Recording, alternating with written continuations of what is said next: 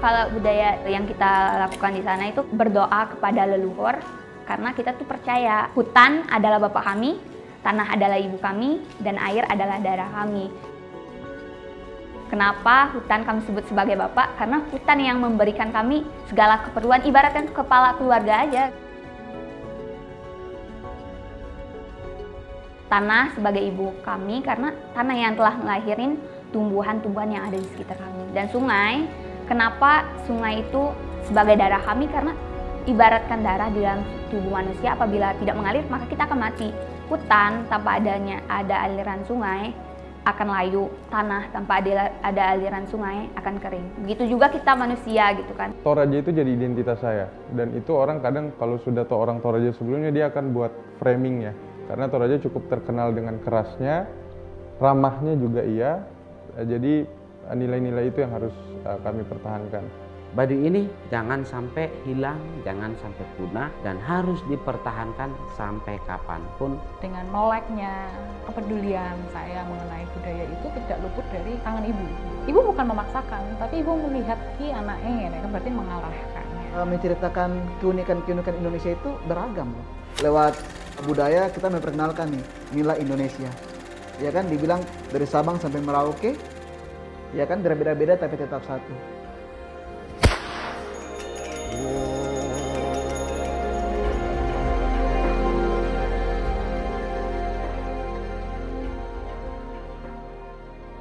Kulo Anissa, kulo saking Pemalang, Jawa Tengah. Sakniki kulo nyambet damel wonten sawijining perusahaan swasta teng Jakarta. Perkenalkan, nama aku Oktavia Rumkatmenasi, tapi biasa dipanggil Yesi. Aku berasal dari suku Dayak Iban Sungai Utik di Kalimantan Barat.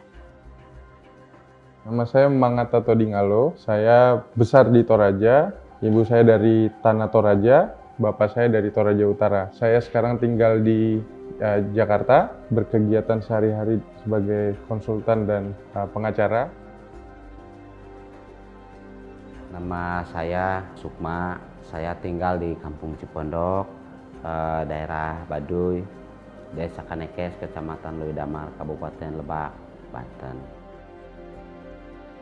Ya, nama saya Mumu Papua dan saya berasal dari kota Serui, dari Kabupaten Kepulauan Yapen, suku Sairere.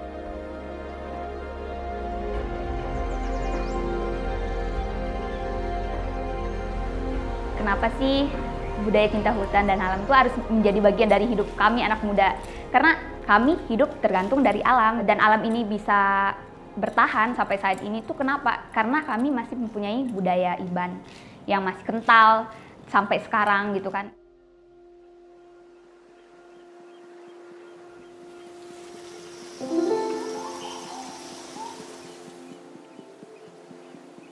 Di Toraja itu ada rumah adat namanya Tongkonan. Jadi Tongkonan itu bukan hanya rumahnya sebenarnya kalau kita orang Toraja mengertinya. Bahwa ketika kita merantau dan kita gagal, itu kita ada rumah yang untuk kita kembali. Bahwa ada rumah ini yang harus dijaga, nama keluarga yang harus dijaga, dan itulah yang membuat kami harus tetap melaksanakan adat itu.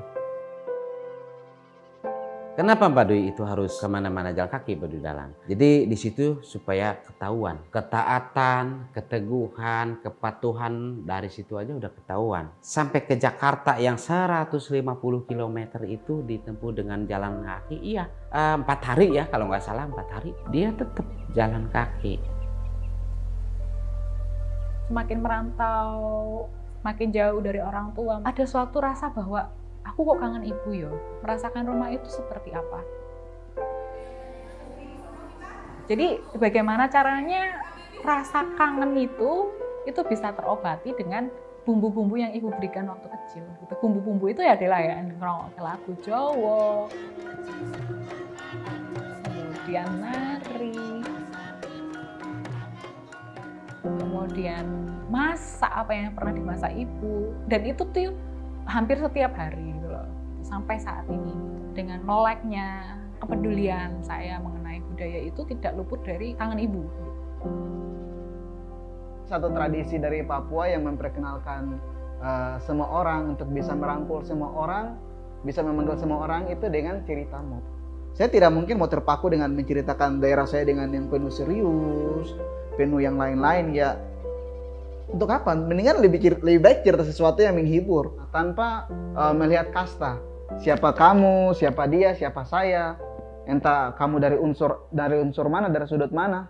Kita nggak pedulikan itu. Mari sama-sama kita saling merangkul. Tidak ada perbedaan antara saya, kau, dia, dan dia. Semua sama di situ. Dan ingin membuktikan kepada semua orang di luar bahwa pandangan-pandangan orang kepada kami orang Timur, khususnya orang Papua, itu tidak seseram seperti yang mereka pikirkan di luar itu. Jadi inilah Papua, ternyata Papua unik loh, Papua lucu-lucu loh.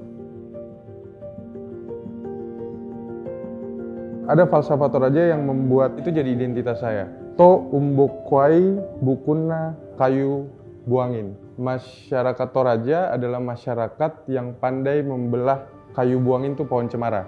Makna filosofisnya adalah kita itu harus pandai melihat sisi baik dan menjadi mediator yang baik. Cekatan, kami harus pintar membaca suasana dan kami harus bisa survive. Nilai-nilai itu yang harus kami pertahankan. Rasa kesatuan, persatuan dengan yang dikumandangkan seperti Pancasila itu benar-benar terasa gitu. Nanam padi itu bisa selesai 1 hari. Dengan apa? Dengan cara kegotong royongan gitu. Karena apa? Karena memahami kekurangan dan kelebihan. Saya menyarankan, mengajak untuk hidup sederhana. Hidup apa adanya, menerima apa adanya tanpa menghujat pada siapapun. Mungkin nikmat hidup ketemu dari situ dan artinya hidup itu ada di situ. Ada orang-orang sekitar yang loh gak apa tuh kaya gue ya, yang tidak setuju akan sebuah ide kita untuk membuat nilai-nilai budaya ini tuh bertahan. Apa yang penting itu ditanamkan. Ini udah nggak penting lagi, lo ngapain begini? Ini wes gak ono lah, itu bisikan-bisikan seperti itu kamu bisa nge-tackle-nya enggak itu dalam penyampaian yang baik tanpa adanya pertengkaran. Sebab kalau misalnya Indonesia tuh masalahnya di itu saja, gitu. Mesti bisa toleran orang. Yang saya sedihnya itu adalah mereka memodernisasi Toraja, bikin habit-habit apa yang tidak perlu dari kota dibawa ke Toraja dan mereka show off di situ. Itu yang menurut saya jadi tidak pas dengan budaya Toraja yang seharusnya, bahwa kita harusnya kumpul dengan keluarga. PR-nya kami anak-anak Toraja yang mungkin masih bisa sadar untuk itu adalah kami kembali untuk memperbaiki Toraja, bukan merusak Toraja. Kalau diperbolehkan orang-orang luar masuk ke Baduy Dalam, nanti Baduy itu tercemar dan kotor. Kenapa? Karena tidak semua orang akan patuh terhadap aturan-aturan itu. Karena di sana itu mata air, itu hulu. Dan di hilirnya itu bukannya ratusan, ribuan, jutaan masyarakat yang ada di hilirnya itu. Seperti tanah kesuburannya berkurang, terus kalau plastik dibuang sembarangan nanti nggak busuknya ratusan tahun. Itulah yang bikin tanah kropos, tanah longsor segala. Kalau di Baduy Dalam longsor, apa yang terjadi di bawah sekitar kota Rangkas Bitung ini? Aku nggak merasa budaya aku luntur karena aku masih tetap jalanin budaya walaupun aku hidup di sini, walaupun aku hidup jauh dari komunitas aku tetap mempertahankan budaya aku yang ada gitu kan. Ada acara aku selalu pakai pakaian adat aku, itu udah menunjukkan aku bahwa aku masih mencintai adat aku gitu kan, masih menghargai budaya aku. Jadi walaupun jauh tuh bukan suatu tantangan untuk kita meninggalkan budaya kita. Kembali lagi ke hati ya. Nah, ini kompleksitas inilah yang kita nggak bisa membandingkan satu budaya, suatu daerah dengan daerah lainnya karena semuanya punya keunikan masing-masing. Nah, berarti dari sini kita tahu bahwa kaya banget nih kita tuh kaya banget. Itu kok sangat disayangkan kalau misalnya tergerus sampai ada kepunahan. Wong Jawa dibentuknya ngene gitu. Tapi ya kamu punya sisi modern yang kamu sebagai wanita kamu nggak cuman manut-manut wae. Kamu harus bisa menyampaikan dengan caramu sebagai wanita modern bagaimana. Tapi orang ninggalke tata krama Jawa nih. Jadi kamu bisa menjadi intermediary di antara itu, tidak meninggalkan sisi kejawenmu, tidak meninggalkan juga sisi modernmu. Ini bisa dikomunikasikan dengan baik dan dari situ kamu punya keunikan sendiri menjadi sebuah wanita Jawa, Jawani, tapi bisa mimpin, bisa menjadi perangkul orang banyak. Itu sih yang